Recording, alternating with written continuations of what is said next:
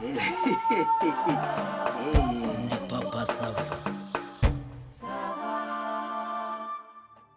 Mwirwa mugenda mumvugaho amagambo ntimukangendana ndabiyamye umva rero nkubwire we mko foromire umva ndakwiyamye n'undi munsi ariko ntimukamenyeshe ubona kukuvuga bihuriye no kugendana aya genda njye naze amagambo ujyana mugende muvuga ako isi shitani unyise shitani umva undebe wirebe nakujidura nkakumanika hariya n'undi wese akakuberaho urugero jewe fofu kungana ntago ndamashashi uri kumbona ntago ndishashi ibyimbye mu mwuka ntabwo ndi karite plare ikoze mu makarito fofo ndi kuri forume ngewe vuga foromina nta foromire genda ubwo bugambo bwanyu mu burinde umva ndabiyamye n'ikindi gihe sishinzwe kumenya icuri tasiyo hasoni niko abantu b'abakobwa b'inkumi nk'ubu ngubu muba muri mu biki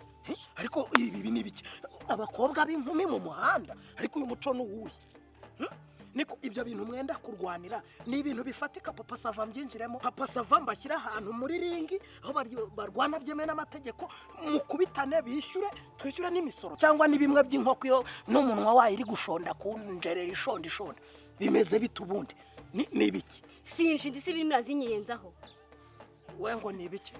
niko ibyo bintu ndimo kumva ngo barakuvuga ufite ibimenyetso noneho urubanza rwige noneho ngiye Papa Sava urubanza rwige rusesengura rega kuko kuvuga umuntu namusebya burya bihanwa n'itegeko shyira hano ibimenyetso urubanza rwinjiremo mvana izo njamo imbere nawe umuntu ntakabe yibabare ngo amazanga kumukira ugatinyuka Papa Sava udasabiriza Papa Sava utavumbaguzwa ugatinyuka avuga ngo izi ntoki za Papa Sava ni injaba intoki zanditse amabaruwa akomeye intoki zasinyiye abantu bakomeye bakabona ibyo bashaka ugatinyuka ngo ni injaba ni ukuvuga ngo Papa Sava n'intoki ze z'injaba ndajagata ni ukuvuga ngo wanyuze rero wa mukobwa we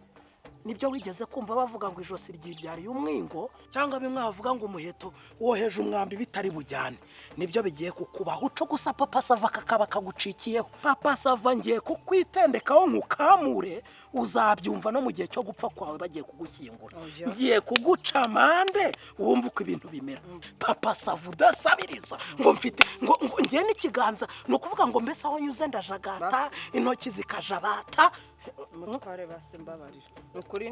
ndacitswe ntago nashaka kubwira nabi hanyuma se amagambo avugiraga mu kirere amanutse ajya hehe injaba Papa Sava utavumbaguzwa Papa Sava udasabiriza ngo intoki zanjye ni